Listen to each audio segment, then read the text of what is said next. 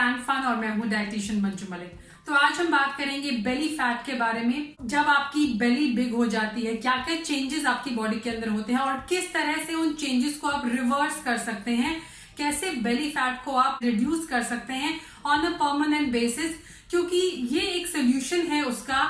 इसके अलावा अगर आपने कोई भी शॉर्टकट लिया, कोई भी आपने क्विक फिक्स लेने की कोशिश की, then it is not going to go, और अगर चला भी जाएगा थोड़े टाइम के लिए, इट विल कम बैक। तो बेली बेसिकली कुछ इस तरह से होती है। सबसे ऊपर होती है स्किन। स्किन के नीचे एक चीज होती है जिसे मेडिकल टर्म में फाशिया भी कहते हैं। फाशिया बेसिकली यू कैन से एक पैकेजिंग का काम करता है आपकी बॉडी के अंदर। स्किन के अंदर जितनी भी चीजें हैं उसे एक तरह से ज्वाइन करके रखता है। बहुत इलास्टिसिटी होती है उसके अंदर, वो स्ट्रेच हो सकता है काफी ज्यादा। तो फाशिया जो है वो रिस्पॉन्सिबल है अगर आपकी स्किन लूज हो रही है और अगर आपकी बेली बड़ी हो रही तो उसे स्ट्रेच करने में। ना फाशिया जो होता है वो सिर्फ स्किन के अंदर नहीं होता, हमारे मसल्स के ऊपर भी एक लेयर होती है सारी मसल्स को जोड़ के रखने का, उसे एक यूनिट की तरह बनाकर रखने का काम होता है फाशिया का। हमारी बोन्स के अंदर भी होता है। उसके बिल्कुल नीचे होते हैं हमारे फैट सेल्स। ना फैट सेल्स कुछ इस तरह से होते हैं एक दूसरे के आसपास। जब आप वेट गेन करते हैं, जब आप किसी भी रीजन से फैट गेन करते हैं, तो ये सेल जो होते हैं वो स्वेल्ड अप हो जाते हैं, वो बड़े बड़े बड़े बड़े होते जाते हैं, and that's how your belly becomes large. फिर उसके बाद एक और लेयर होती है फाशिया की, एंड देन हमारी मसल्स। जब हम एक्सरसाइज नहीं करते हैं, हम अपनी बॉडी को यूज नहीं करते हैं, तब यहाँ पर ब्रेकेज हो जाती है मसल के अंदर, और उसकी वजह से भी आपकी जो बेली है वो बेढंगी जैसी हो जाती है। Then comes your bones. अगर आपका पोस्चर करेक्ट नहीं है, तो ये सारी चीजें इन कॉम्बिनेशन में बहुत जरूरी है समझने की जब हम बेली फैट के बारे में बात कर रहे हैं। क्योंकि जब भी हम बिग बेली को हैंडल करते हैं, उसे कम करने की कोशिश करते हैं, we only talk about fat cells, we only talk about fat कि इसे कैसे हटाना है। लेकिन if you are not taking care of fascia and your muscles at the same time, तो ना सिर्फ आपकी स्किन जो है वहां से लूज हो जाएगी, you will get stretch mark, but possibility बहुत हाई हो जाएगी कि आपकी टेंडेंसी जो है बेली फैट गेन करने की वो ज्यादा हो जाए। यानी तुरंत अगर आपने थोड़ी सी भी ढील दी तो आपकी वहां पर फाशिया जो है लूज है वो फिर से स्ट्रेच हो जाएगा, फिर से आपका वहां पर बेली फैट दिखने लग जाएगा। So it is very important कि इस फाशिया को भी टाइटन करना जरूरी है, इसे दोबारा से श्रिंक करके वापस प्लेस पर लाना जरूरी है। सेम विद मसल्स, मसल्स को भी टाइटन अप करना जरूरी है, बिल्ड करना जरूरी है, ताकि वहां से आपकी बॉडी टोन लगे, ना कि लटकी हुई लगे। फैट जब ऑक्सीडाइज होता है, जब फैट बर्न होता है, तो ये फैट सेल्स श्रिंक होके बिल्कुल छोटे हो जाते हैं, बिल्कुल कम हो जाते हैं। बट ऐसा नहीं है कि फैट सेल्स आपकी बॉडी के अंदर से बाहर निकलते हैं। Coming to the next part कि क्या चीजें हैं जो इस चीज के लिए रिस्पॉन्सिबल होती हैं। ना सबसे पहले डाइट है। So if your diet is not proper, you're eating, you're overeating, तब आपका ये जो फैट सेल्स हैं यहाँ इकट्ठे होने लगते हैं। अगर आपका डाइजेशन ठीक नहीं है, ना डाइजेशन ठीक नहीं है, तो you will feel bloated. Bloated से क्या होता है, अगर आप बार बार on a day to day basis अगर आपको ब्लोटिंग फील हो रही है, that can be because of air, आपके स्टमक में एयर ज्यादा बन रही है, वो भी इंडाइजेशन का एक रीजन है।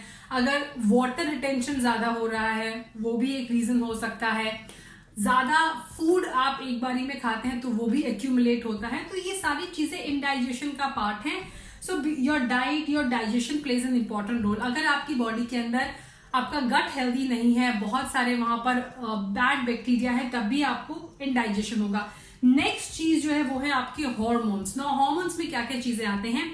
जब हम बेली फैट की बात करते हैं, सबसे पहला जो हार्मोन होता है वो होता है cortisol, which is a stress hormone, जो एक डिफेंस मैकेनिज्म में काम करता है। मैं काफी बार एक्सप्लेन कर चुकी हूँ। जब आपकी बॉडी में स्ट्रेस ज्यादा होता है तो आपके वाइटल ऑर्गन्स को बचाने के लिए सारे जो सेंटर होता है वहां पर ये हार्मोन फैट इकट्ठा करने लगता है, फैट सेल्स की लेयर लगाता है, ताकि मसल के पीछे जो आपके ऑर्गन्स है वो उसे प्रोटेक्ट कर सके। तो एक डिफेंस मैकेनिज्म की तरह काम करता है। लेकिन उसकी वजह से क्या होता है, बेली आपकी टाइट हो जाती है, वहां फैट सेल्स ज्यादा एक्यूमुलेट हो जाते हैं, एज अ रिजल्ट आपकी बेली बड़ी दिखती है। लैक ऑफ एक्सरसाइज, क्योंकि आपकी मसल्स यहाँ पर वीक हो रही हैं, तो एज आई सेड, जब भी आपके मसल्स वीक होते हैं, बोन्स वीक होते हैं, तब भी आपकी बॉडी डिफेंस मैकेनिज्म की तरह वहां पर फैट इकट्ठा करती है ताकि आपकी मसल्स में ब्रेकेज हो या बोन में ब्रेकेज हो या कोई वाइटल ऑर्गन में प्रॉब्लम हो तो फैट उसे पहले झेले। सो ये सारी चीजें जरूरी हैं। हम अलग अलग बेली फैट की बात करते हैं, ब्लोटेड बेली की बात करते हैं, हार्मोनल बेली, जैसे मैंने कहा कॉर्टिसोल, और भी हार्मोन है जैसे कि इंसुलिन, एक इम्पॉर्टेंट हार्मोन है जिससे फैट सेल्स ज्यादा एक्यूमुलेट होते हैं, क्योंकि जो एनर्जी होती है वो सेल्स के अंदर नहीं जा पाती है और वो फैट के तौर पे आपकी बॉडी में जमा होता है। देन रिप्रोडक्टिव हार्मोन है फीमेल्स में, जैसे कि एस्ट्रोजन और प्रोजेस्टेरॉन जो हार्मोन्स होते हैं उनका बैलेंस जरूरी है। लेकिन पीसीओएस पीसीओडी में क्या होता है, प्रोजेस्टेरॉन जो होता है वो इंक्रीज होता है, बेसिकली इंक्रीज नहीं होता है, एस्ट्रोजन जो लेवल होता है जिस हिसाब से वो बढ़ना चाहिए था वो नहीं बढ़ता है। ऐसे में एस्ट्रोजन का लेवल कम दिखता है और प्रोजेस्टेरॉन का जो लेवल होता है वो ज्यादा हो जाता है। सो बेसिकली वो रेशो खराब हो जाती है एंड रेशो खराब होने की वजह से भी बेली फैट होता है। So PCOS PCOD can be another reason for belly fat. Then अगर मैं और हार्मोन्स की बात करूं तो ह्यूमन ग्रोथ हार्मोन अगर आपकी बॉडी में कम बन रहा है, जो मेटाबॉलिज्म के लिए रिस्पॉन्सिबल है, जो आपकी ओवरऑल वेलबींग के लिए बहुत जरूरी है, इनफैक्ट फाशिया को जो चीज हैंडल करती है वो भी ह्यूमन ग्रोथ हार्मोन होता है। आपकी मसल्स के लिए ह्यूमन ग्रोथ हार्मोन बहुत जरूरी है। When a female get pregnant तो ये फाशिया ही स्ट्रेच होता है and then that is how आपकी पूरी जो स्किन है वो स्ट्रेच होती है and then you deliver a baby. लेकिन अगर उसमें भी अगर आपने प्रेगनेंसी के बाद केयर नहीं की, आपने जितना आपको रेस्ट चाहिए था उसके बाद दोबारा आपने वर्कआउट स्टार्ट नहीं किया and you don't look after the hormones and the diet part of it, तो वो स्किन जो है वो दोबारा से टाइटन अप नहीं हो पाती है। उसके लिए जरूरी है कि आप हार्मोन्स पे भी ध्यान दें, डाइट पे भी, एक्सरसाइज पे भी।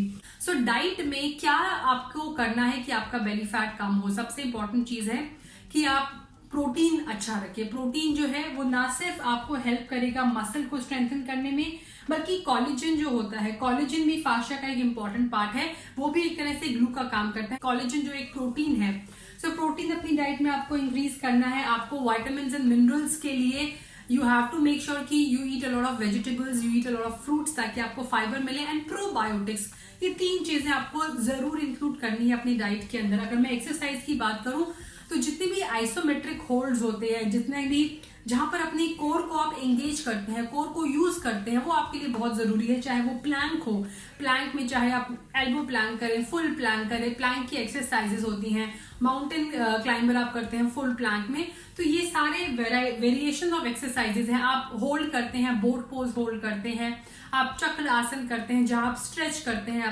अपने कोर को पूरी तरह से, आपकी बैक भी उसके अंदर यूज होती है। Now stress and sleep is also very important. Sleep is very important because cortisol hormone को हैंडल करने के लिए जरूरी है। Sleep also human growth hormone जो होता है वो डीप स्लीप में बनता है, तो आपकी स्लीप बहुत जरूरी है। एक्सरसाइज के बाद रिकवरी भी बहुत जरूरी है। स्ट्रेस को हैंडल करने के लिए आप मेडिटेशन कर सकते हैं। क्या कॉज है उसका, उसको जानिए, उसको पूरी तरह से समझने के बाद उसे कंट्रोल करने की कोशिश करें। और जो आपकी एंटायर लाइफस्टाइल है, that includes I think everything that I have discussed bye now, वो आप ऑटोमेटिकली अगर आप उसको इंप्रूव करोगे तो आपके हार्मोन्स बैलेंस होने लग जाएंगे। Now this doesn't happen overnight. हम लोग क्या करते हैं, we always look for a quick fix कि हम ऐसा कुछ ड्रिंक ले लें जिससे, drink will not help you in any way. कोई भी ड्रिंक है वो आपका मेटाबॉलिज्म इंक्रीज कर देगा, पॉसिबिलिटी है कि आपका डाइजेशन थोड़ी देर के लिए उससे इंप्रूव हो जाए। ऑल्सो थोड़ा हम ड्रिंक्स लेते हैं कि हार्मोन्स वो हो जाए, but they alone can not do anything. जब तक आप ये सारी चीजें बैलेंस में नहीं करेंगे देन नथिंग इज पॉसिबल, क्योंकि आपको ये सारी चीजें एक साथ हैंडल करनी है। आपको फाशिया भी प्लेस पर लेके आना है। बहुत सारे फीमेल्स को स्ट्रेच मार्क्स हो जाते हैं बेली के आसपास, so that is all because कि आपका फाशिया जो है वो प्लेस पर नहीं है, वो स्ट्रेच आउट हो गया है। कोलेजन आपको चाहिए, हेल्दी डाइट चाहिए आपको, मसल्स आपके हेल्दी होने चाहिए, अदरवाइज ओल्ड एज में जाके आपको बैक में प्रॉब्लम हो सकती है। जिसकी बेली बड़ी होती है और लोगों को लोअर बैक का इश्यू भी बहुत जल्दी हो जाता है। So don't just go about कि आप कुछ महीने में कर सकते हैं ये, बिकॉज ये सारा जो प्रोसेस हुआ है, आपका जो फाशिया बड़ा हुआ है, जो स्किन थोड़ी सी स्ट्रेच हुई है, जो फैट सेल्स इस तरह से इकट्ठे हो गए हैं, टाइटन हो गए हैं, मसल्स का जो ब्रेकेज हुआ है, it has not happened overnight. ये कुछ महीने में नहीं हुआ है, ये over a period of time हुआ है, 2 साल से 3 साल से। When you don't look after your health, तो वही जब आप प्रोसेस रिवर्स करते तो इतना ही पेशेंस और इतना ही वेट आपको करना चाहिए। It can take up to, if you are young, that also depends upon your age. If you are young, maybe this process, जो reversal process है, वो 6 months में start हो जाए. अगर आप 40-50 एज के आसपास हैं तो हो सकता है, क्योंकि आप मेनोपॉज से भी गुजर रहे हैं और ज्यादा हार्मोनल इम्बैलेंस के चांसेस हैं. This process might take slightly longer, but consistency is the key. अगर आप कंसिस्टेंट बेसिस पे करेंगे, if you do it on a regular basis, belly fat जरूर कम होगा और परमानेंट बेसिस पे कम होगा, और इसी प्रोसेस से और इन्हीं सारी चीजों से कम होगा. So this was all about the science of belly fat. क्या है एक्चुअल बेली फैट, क्या उसके अंदर होता है, क्या एनाटॉमी है उसकी. आई होप आपको इस वीडियो से कुछ हेल्प मिलेगी. Do share this video with your friends and family member. Stay with me, stay healthy, stay fit, stay active, and I'll be back very soon. Until next time, bye bye.